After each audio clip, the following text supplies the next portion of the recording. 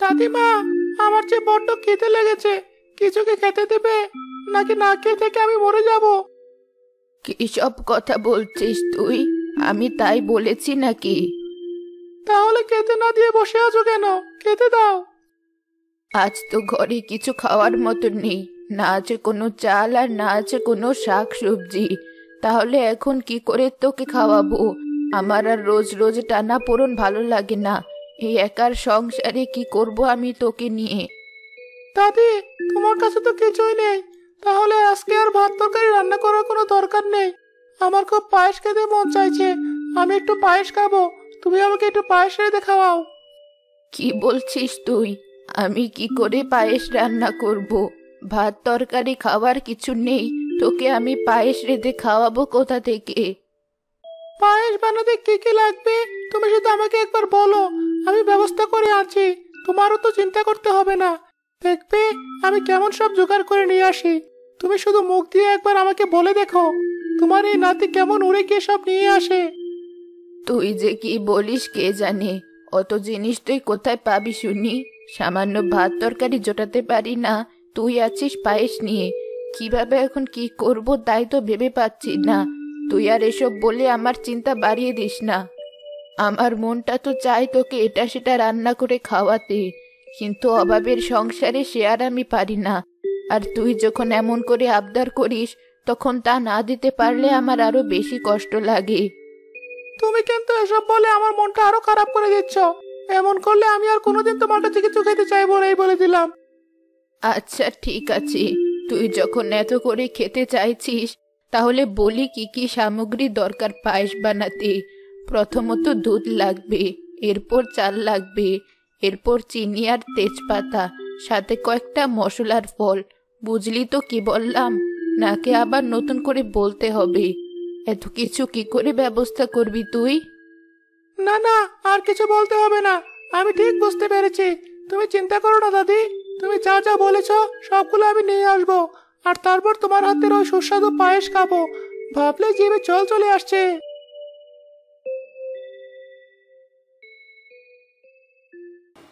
পাশের বাড়ি যে দাদিমা আছে, ওদের তো অনেক গরু আছে, তার মানে ওখান থেকে আমরা দুধ নিয়ে আসতে পারবো। আর যা যা লাগবে ওদের ওখানে গিয়েই নিয়ে আসতে পারবো। ওরা অনেক ভালো মানের মানুষ, আমি শুনেছি। ওদের বাড়িতে গেলে কেউ খালি হাতে ফিরে আসে না। এত চিন্তা ভাবনা করে কি হবে? যা হবে দেখা যাবে। আগে তো যাই, ওখানে না পেলে না হয় অন্য বাড়িতে যাব।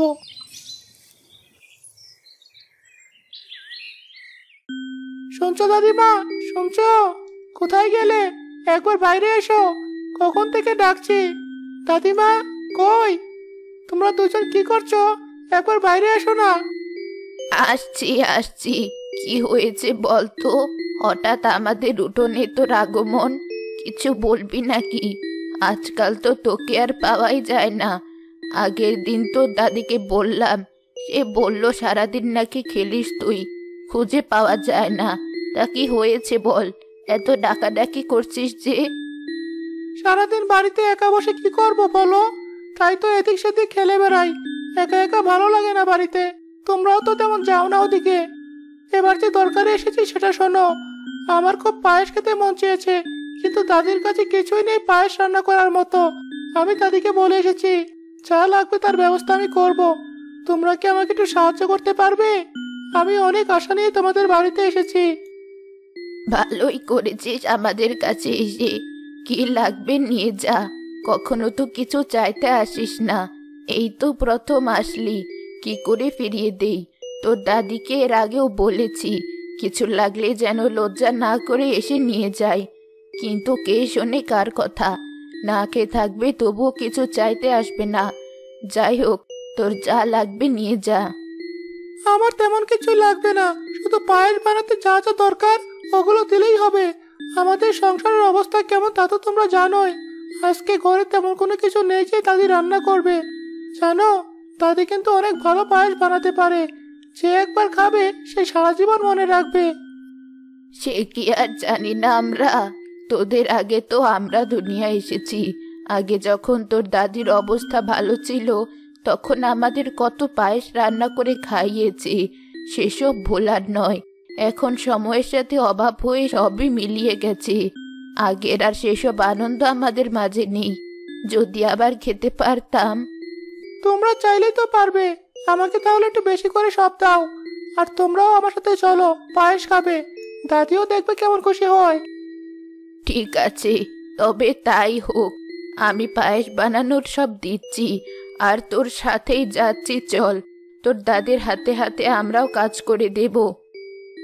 তাহলে তো খুবই ভালো হয়, চলো এখনই তাহলে।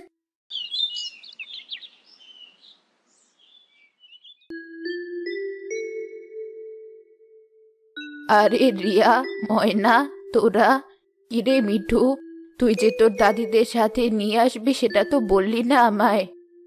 তোমাকে অবাক করে দেবো বলে বলিনি। খুশি হয়েছো তো তুমি? হ্যাঁ, অনেক খুশি হয়েছি। আমাদের রেখে একা একা পায়েস রেঁধে খাবে, তাই না? সে আর হবে না। এই দেখো, আমরাও চলে এসেছি। আমাদেরও তোর হাতের ওই মজার পায়েস খাওয়াতে হবে।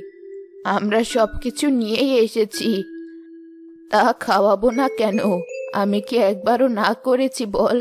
আমার সামর্থ্য থাকলে তোদের তাও আনতে হতো না, সেটা তো জানিসই। জানি বলেই তো সব সাথে করে নিয়ে এসেছি খাবার জন্য। তোমরা এখন আর কথা না বলে রান্না শুরু করো দেখি। মিনা, তোর নাতির যে আর তর সইছে না। চল আমরা কাজে লেগে পড়ি। তাই তো দেখছি, চল তাহলে। তারা তিনজন মিলে পায়েস রান্না করলে সে পায়েসের গন্ধ চারিদিকে ছড়িয়ে পড়ে। কি গন্ধ ছড়িয়েছে চারদিকে! অন্য কেউ পায়েস রান্না করলে এমন গন্ধ কখনো ছড়ায় না।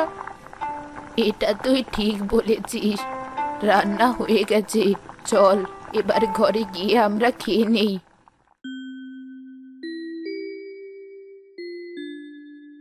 আরে আরে, মিনা বুড়ির বাড়ি থেকে কি সুন্দর পায়েসের গন্ধ বেরিয়েছে। চল দেখি যাই। এমন গন্ধে লোভ সামলাতে পারছি না। হ্যাঁ, চল। এই নে পায়েস খা। মিটু, তুই পেট ভরে খা। তোর যা আকুতি ছিল। হ্যাঁ, দাও দাও, আমার তো জিভে জল চলে এসেছে।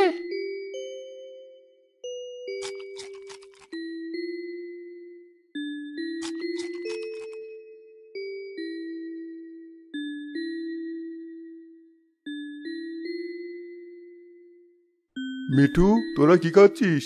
এমন সুন্দর গন্ধ ছড়িয়েছে চারদিকে। আমার দাদির হাতের জাদুর পায়েস, তাই এমন গন্ধ ছড়িয়েছে। খাবে নাকি তোমরা?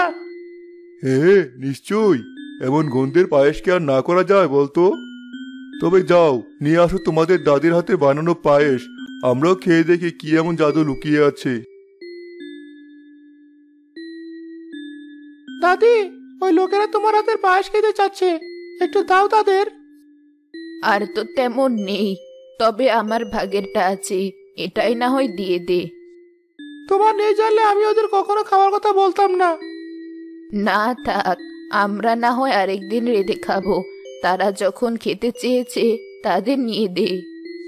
ঠিক আছে দাদি, এই যে, এই নিন, খান। আরে বাহ, এ তো পায়েস না, এ তো অমৃত। এমন পায়েস কখনো খাইনি। সত্যি তোমার দাদির হাতে জাদু আছে। বলি, তোমরা তো একটা পায়েসের দোকান দিতে পারো। এমন পায়েস মানুষ দূর থেকে এসে খেয়ে যাবে। দেখে কি করা যায়। মিনা, শুনলি লোকগুলো কি বললো? তুই চাইলে কিন্তু সত্যি এটা করতে পারিস। হ্যাঁ, সত্যি তো। তাহলে আমাদের আর কোনো কষ্ট থাকবে না। কাল থেকে আমরা এটা শুরু করব। আমি কিন্তু একা এটা পারবো না। তোরাও আমার সাথে থাকবি, আর সমান টাকার ভাগ নিবি। তুই সত্যি খুব ভালো মনের মানুষ বোন। আমরা নিশ্চয়ই তোর সাথে থাকবো। কিন্তু অত মানুষের রান্না করতে তো অনেক টাকার জিনিস লাগবে। আমরা সেসব কোথায় পাবো? আমি কিছু টাকা জমিয়েছিলাম বিপদের সময়ের জন্য, সেসব দিয়েই না হয় শুরু করব। ঠিক আছে, আর আমার কাছে কিছু আছে, সেগুলো দিচ্ছি। তাহলে তো হয়েই গেল। আর কোনো সমস্যা থাকলো না। এবার শুধু কালকের অপেক্ষা।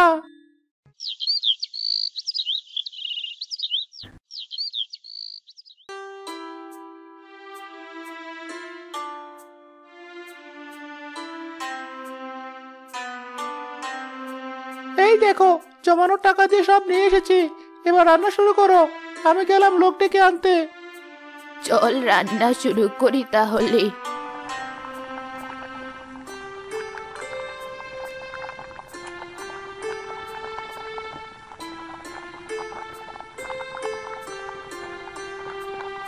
দাদি, সেই কখন বলে গিয়েছি তোমাদের, এখনো কি রান্না হয়নি? দেখো সবাই চলে এসেছে। এই তো হলো, ওদের একটু বসতে দে। এই যে নে, তোদের পায়েস এবার তৈরি হয়ে গেছে।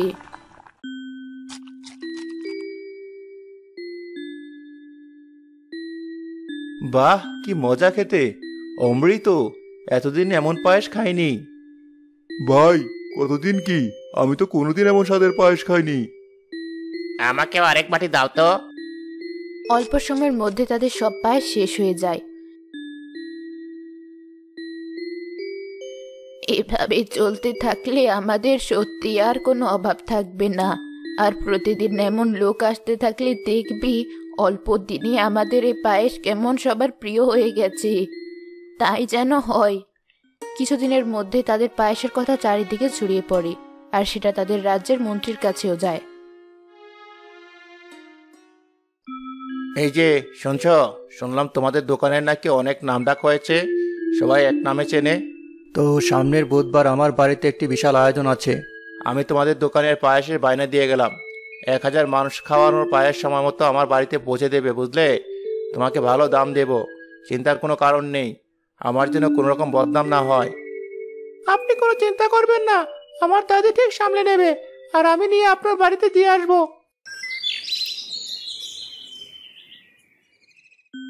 শুনলি তো তোরা, মন্ত্রী এসে কি বলে গেল? যেভাবে হোক অনেক সুস্বাদু পায়েস রান্না করে মন্ত্রীর বাড়িতে পৌঁছে দিতে হবে, যেন উনি খুশি হয়ে যায়। কাজ শুরু করে দে, কোনোভাবেই যেন আমাদের বদনাম না হয়। একটু দেখে শুনে কাজ করতে হবে। তুই চিন্তা করিস না, আমরা তো আছি। আমরা সব রকম সাহায্য করব। আমরা থাকতে এত চিন্তার কোনো কারণ নেই।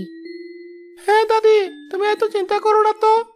তারা সবাই মিলে পায়েস রান্না করে মন্ত্রীর বাড়িতে দিয়ে আসে।